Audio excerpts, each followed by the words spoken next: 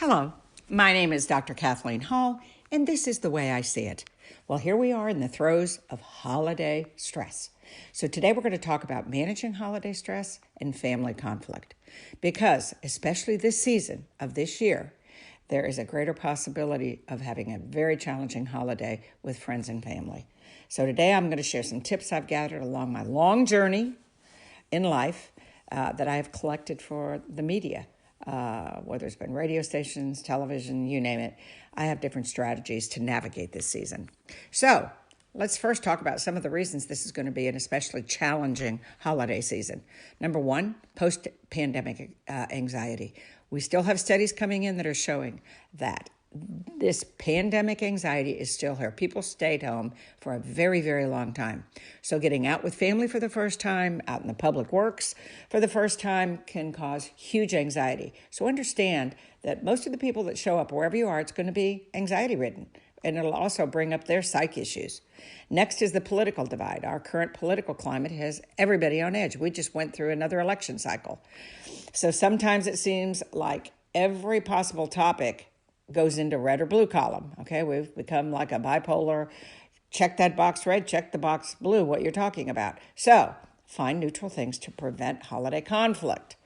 Talk that can be exhausting. You can be anxious around the dinner table and also distant and annoying family members. Woo! Fortunately, whether you identify as Democrat, Republican, or Independent, you can find common ground to have a peaceful holiday. Next, money's tighter than ever. Everyone knows the past toll that inflation is taking on us because of the pandemic and coming out of that. And this is a global thing. So it's really hitting our wallets. This makes the holiday season more stressful than ever. And last but not least, the stress of the holiday season. Even though we're excited about holidays, it also is a time for anxiety, the more people you have in your family and the more people you're involved with, the higher chance of something happening during the holiday season, and we all know it. Our family is very split along political lines. Some of us have become estranged and won't even show up anymore just because of politics. It's broken my heart, but there's nothing I can do about it. And estrangement is huge, and that especially comes up during this holiday season. So now that you know why, let's get some tips on how to avoid political minefields. Okay, so first we're going to talk about how to avoid political minefields in this holiday season. Number one, set the rules before the holidays, which means we've already passed Thanksgiving, but before the Christmas, Hanukkah season. Don't wait until the day of the dinner to resolve family conflicts. Start having an open-hearted conversation with your crazy uncle now. In fact, I would send a mass email to everybody who's coming to whoever's house and let everyone know that this holiday will be a politics-free gathering. Come up with ground rules together. Pass it around on your email. Make sure everyone reads the email and promises to follow the, quote, holiday treaty. Make sure you ask them to RSVP to your holiday treaty so everyone's on the same page and there's no excuses of, that must have been in spam or junk. I didn't get it. Nah, everybody's got to respond. Everybody, is in the same treaty. No matter what happens, we're not talking about politics. Next, come up with a safe word. Politics-free dinner sounds great, but there are going to be slip-ups. And if you have too many of those, a whole argument can happen and your little agreement will fall apart. If one of your family members starts tilting the conversation towards politics, and I'm especially thinking of one of my brothers right now, remind them that they signed the agreement and have a code word prepared for something simple like minefield. So right as you put those mashed potatoes in your mouth, look up at Joe or Jeff or whoever that person is and go, minefield. So next, think before you speak. To truly keep the peace, it's important to be mindful and police your own thoughts and words. So for an example, when you're looking at Uncle Joe or whoever that person is, you feel your heart rate go up a little, you feel your teeth start to clench, go, okay, I know what this is. Get up, go take a deep breath, do whatever you need to do. Do a guided imagery, a mantra. But before you bring up a topic of conversation, ask yourself whether or not your words could lead down the wrong path or be taken the wrong way. And then next, take note of your behavior. It's just not your words that can cause conflict. It's your behavior. Stay calm and avoid raising your voice. If you feel yourself getting angry or frustrated, Go somewhere, take some deep breaths, listen to a bird sing. And especially me, I'm very emotive and kind of an empath. So my body language and my facial expressions is what I've been told. I don't have to say a word, and most of us are like that. So, okay, watch your facial expressions, what you're doing with your body, because body language is very powerful. Next, talk about gratitude. If things go quiet around the table, talk about what you're grateful for. Seems like a cliche, but it truly is a mindful, loving way to bond with your family. It can also relieve tension and lead to great other conversations. And you get to learn on a deeper level about somebody else that you love. And listen and be respectful. Last but not least, I learned this from my little Buddhist teachings. Listen and be respectful. Listening is a humbling, mindful practice. Show that you care for the other person by being respectful of their opinion.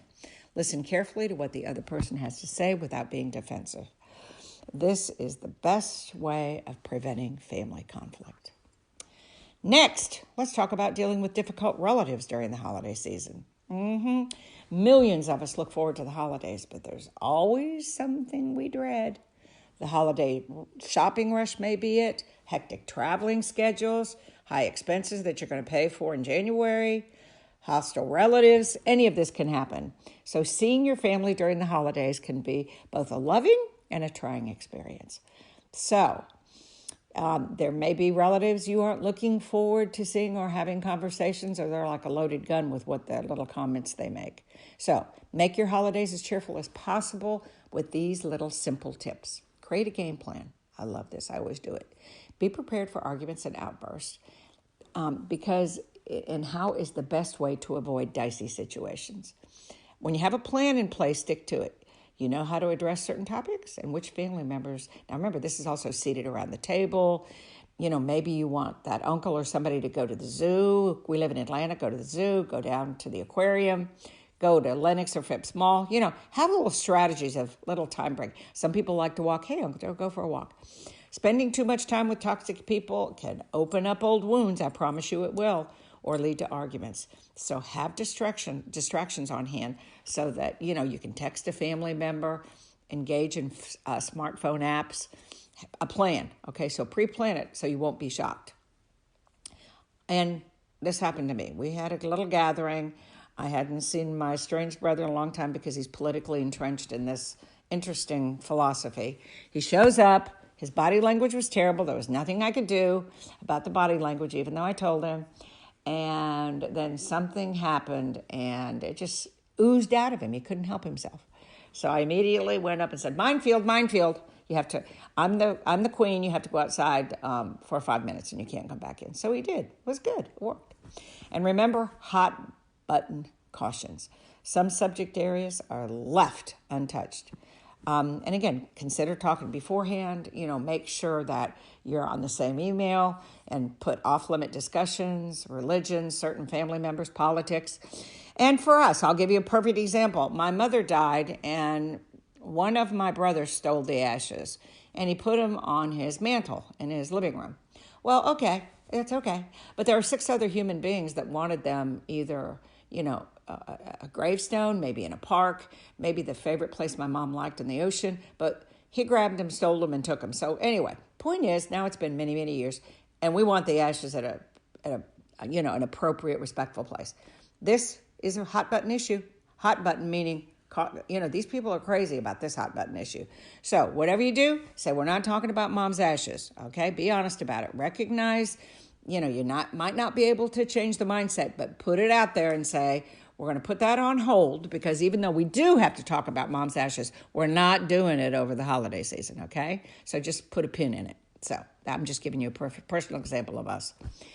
It's the season. It's the season of love, gratitude, compassion. Be charitable. Oh, my God. We give away so much money this month, and it's so wonderful. We don't really need anything. So I ask people to give to an animal shelter because they're short on food this time of year. Or whatever your favorite charity is, I don't care. But just, 'tis the season. Put your best foot forward and, practice the attitudes of gratitude and love and compassion. Okay, it's only 3 weeks left, so try to do it. Next, create a survival kit. Be prepared for every contingency. If you have a feeling that things are going south, then have a survival kit on hand. Now, in my survival kit, well, now you can pick anything you want, but in my survival kit, I keep my favorite mug that has this hilarious saying on it. I have inspirational books in both bathrooms and one in a closet. I have my tea ready, which I love, and emergency chocolate. Yeah, I just went to CVS and bought a bunch of chocolate and filled the dishes with different kinds of chocolate because God knows I love it. So for me, these are my survival kits. Also, walking outside. I'm a nature freak, so I know exactly where I'm going to walk, and I have my dog's leashes by the front door. So, and if the issue requires drastic measures, take a break. Go for a walk, take a drive, whatever you can do. And again, try to put a pin in it with them and say, we'll talk about this next month on a Zoom.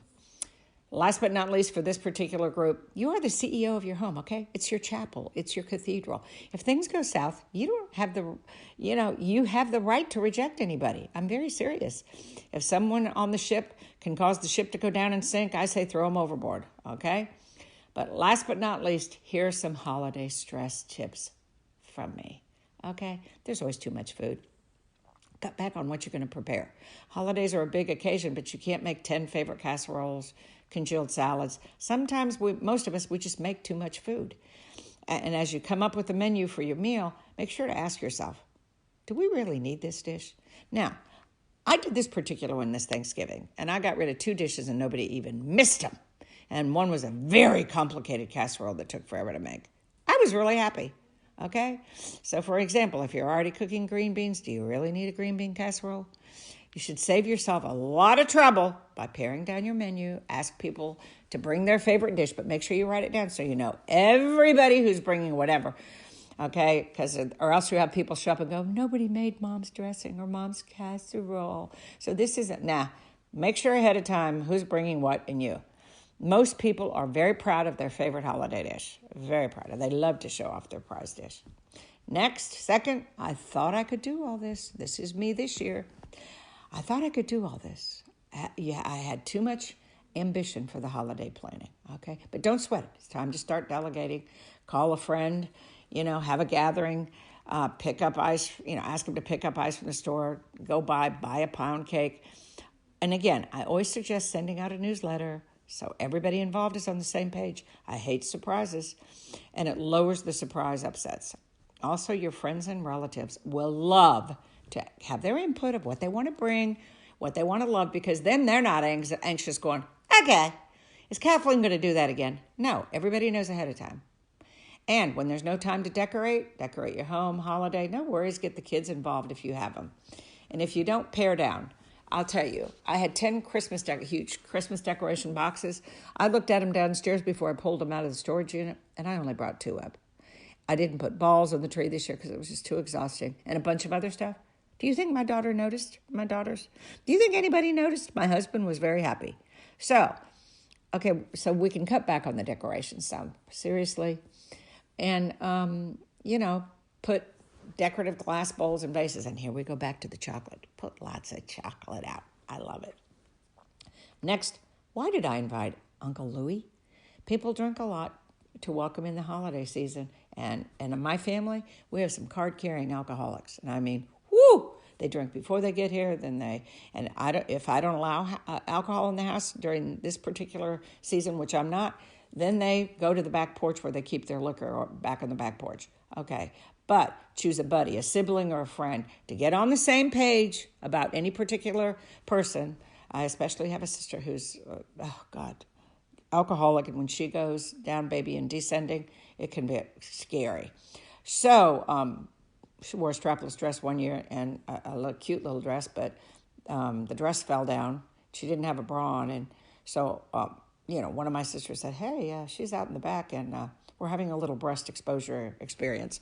So get a friend or a sibling to say, okay, let's keep an eye on them. And when their behavior starts to shift, don't wait till it happens, because that was a mess. Next, I'm exhausted. It's easy to get overwhelmed during the holidays because there's a lot to do. And you know what? We spend 4 times our usual, cooking stuff. We spend 4 times as much time cooking and preparing meals during the holidays.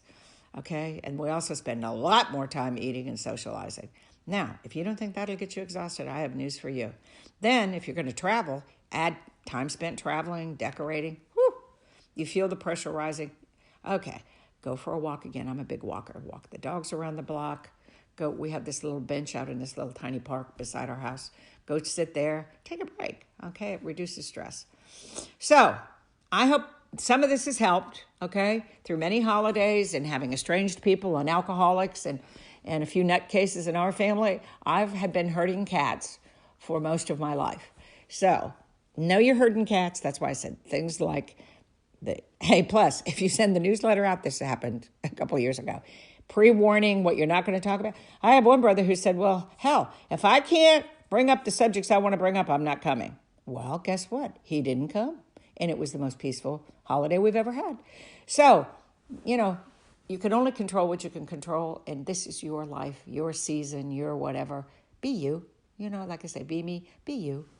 Because you need to have more fun, more love. Celebrate this holiday season more than ever. For God's sakes, we've been through COVID. Think of all the people that have died. I mean, this RSV, all these illnesses, and I ended up in the hospital with RSV. God almighty, so did my grandchildren. I mean, whew.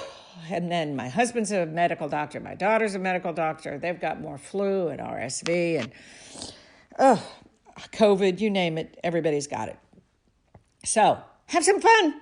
You're in charge of the fun train, okay? You're the captain, you're the engineer, whatever you want to do your image of. Come on, okay? We survived the pandemic, the loss, anxiety, sadness, emotional hurdles. Now, this is time to have meaning, fun, and more love in your holiday season, please.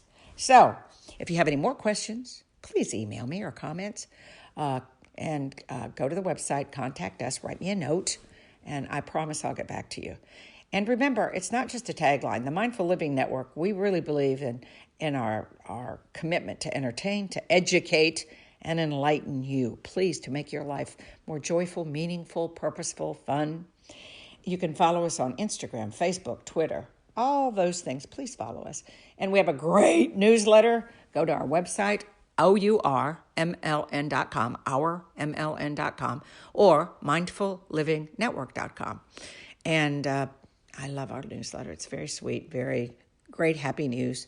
And then we have a meditation room. It's called The Meditation Room on YouTube and on our site, the Mindful Living Network. And you can take 3 minutes and lower your blood pressure, heart rate, your sed rate, boost your immunoglobulins, get your health back in just 2 to 3 minutes. Listen to the wind blowing on Mount Fuji and look at that cherry tree we have. Go to a bird sanctuary and watch the hummingbirds eat. We have snow on a mountain falling, and you feel like it's all over your face. So we have all kinds of oceans. I love our meditation room. So check it out, please. And if you have any suggestions, again, hit the contact us and let me know. So we love you. Happy holidays. It's your time. Relax. Don't be exhausted. Eat good food. And remember, life is very fragile and very short. And I'm on the farewell tour. We really all are. But, I'm on the farewell tour, so I'm savoring every breath, every moment, every raindrop. And I hope you do too. Thank you for the privilege of sharing your time with me. I am Dr. Kathleen Hall, and this is The Way I See It.